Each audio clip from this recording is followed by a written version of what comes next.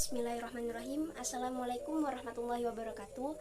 Perkenalkan, nama saya Denisa Aulia Mufliha dengan NIM 20410305016. Di sini saya akan mempresentasikan mengenai hukum-hukum perkembangan. Sebelumnya saya akan menjelaskan mengenai hakikat hukum perkembangan. Hukum perkembangan adalah sebuah kaidah dasar tentang realitas kehidupan manusia yang telah disepakati kebenarannya berdasarkan hasil pemikiran dan penelitian. Menurut definisi lain, hukum perkembangan adalah suatu konsep yang sifatnya deduktif dan menunjukkan hubungan yang berkelanjutan dan dapat diprediksi dengan hukum perkembangan tersebut. Dan proses perkembangan merupakan sebuah evolusi yang secara tidak sama pada tiap individu. Namun demikian, perbedaan individu dapat dipengaruhi oleh beberapa faktor sehingga perbedaan tersebut bisa terjadi. Sepanjang hidup manusia sebagai individu mengalami berbagai tahap perkembangan dan terkadang diselingi dengan krisis yang terjadi pada waktu tertentu.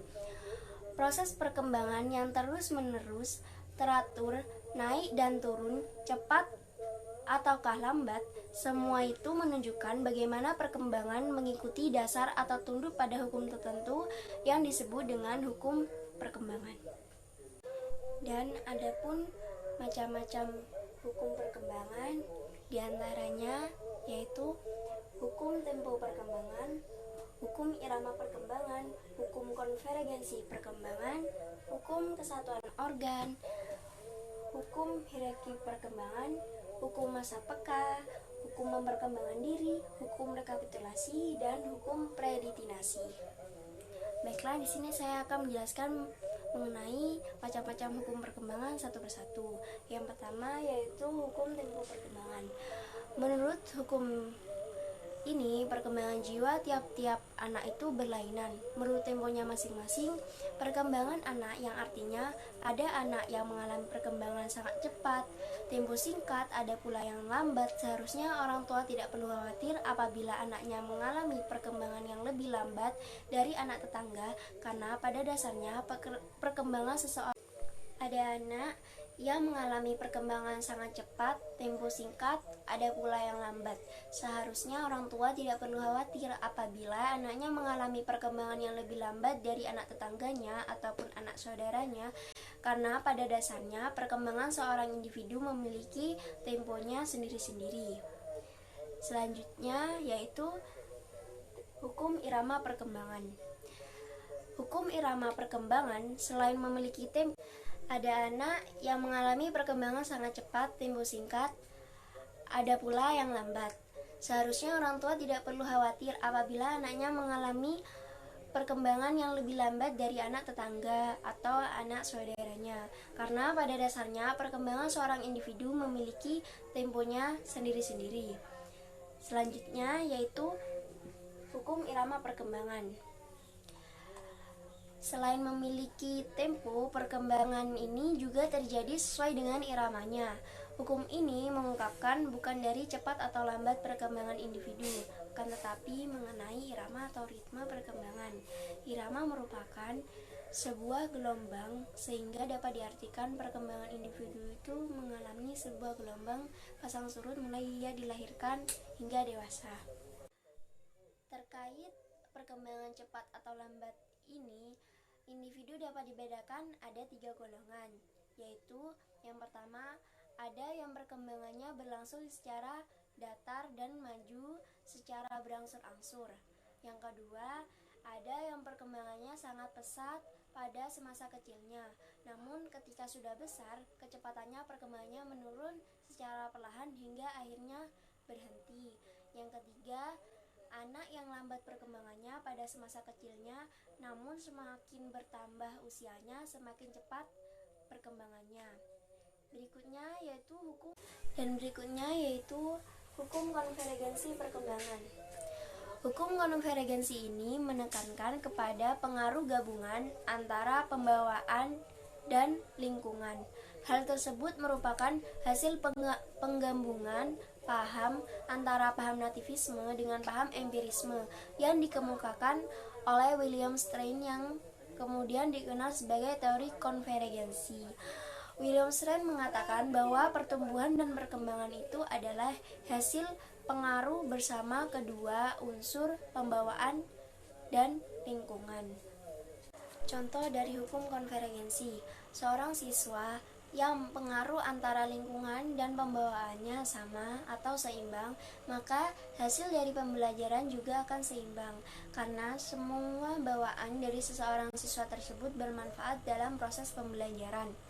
Seperti seorang siswa yang mempunyai bakat dalam hal hitungan, dan ia juga bisa menguasai pelajaran lainnya tanpa mengalami kesulitan. Berikutnya yaitu hukum kesatuan organ. Dalam hukum ini menyatakan bahwa setiap anak memiliki organ-organ anggota tubuh yang merupakan satu kesatuan di antara organ-organ tersebut. Antar fungsi dan bentuknya tidak terpisahkan. Pertumbuhan dan perkembangan adalah pengkhususan dari totalitas pada unsur-unsur atau bagian-bagian baru, bukan sebuah percampuran unsur-unsur atau kumpulan bagian-bagian. Kekuatan dan fungsi jiwa tidak akan berkembang secara satu persatu terlepas dari satu sama lain, tetapi saling terkait satu sama lain. Berikutnya yaitu hukum hierarki perkembangan. Hukum ini menyatakan bahwa proses perkembangan individu terjadi secara bersinggungan. Seorang individu tidak mungkin bisa mencapai suatu fase tertentu dengan spontan, sehingga perkembangan dari seseorang menyerupai baris perkembangan. Contohnya, pada perkembangan intelektual, anak selalu didahului dengan perkembangan, pengenalan, dan pengamatan. Berikutnya yaitu hukum masa peka. Suatu fungsi kejiwaan atau fisik seorang individu mempunyai waktu untuk berkembang dengan sebaik-baiknya, dan tidak dapat perkembangan tersebut berjalan secara serentak antara satu dengan yang lainnya. Jadi, masa peka hanya datang sekali selama hidup. Apabila masa peka ini tidak digunakan sebaik-baiknya atau tidak mendapat kesempatan untuk berkembang, maka fungsi-fungsi tersebut akan mengalami kelainan atau abnormal, dan hal ini akan mengganggu perkembangan selanjutnya pada individu. Maka dari itu, hendaknya pada masa ini selalu diperhatikan dan jangan sampai masa peka ini terlewatkan tanpa adanya bimbingan, sehingga tidak berarti apa-apa bagi seorang anak. Berikutnya yaitu hukum memperkembangkan diri. Dalam kehidupan seseorang pasti timbul dorongan dan hasrat untuk mempertahankan diri. Dorongan yang pertama timbul adalah dorongan untuk mempertahankan diri, kemudian disusul dengan dorongan mengembangkan diri. Wujud dari dorongan mempertahankan diri seperti ketika kita lapar, kita makan, ketika haus, kita minum, ketika ada bahaya, kita berlindung, dan lain sebagainya. Berikutnya yaitu hukum rekapitulasi. Hukum ini merupakan kelanjutan dari teori rekapitulasi, yaitu perkembangan jiwa anak adalah pengulangan kembali secara singkat dari perkembangan manusia di dunia dari masa berburu hingga masa industri.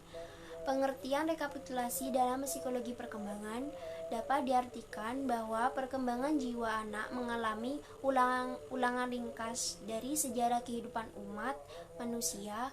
Walaupun masih ada yang tidak sependapat, namun sebagian besar dari para ahli psikologi mengakui adanya persamaan dengan kehidupan kebudayaan, mulai dari bangsa primitif hingga kepada kebudayaan bangsa yang dewasa ini.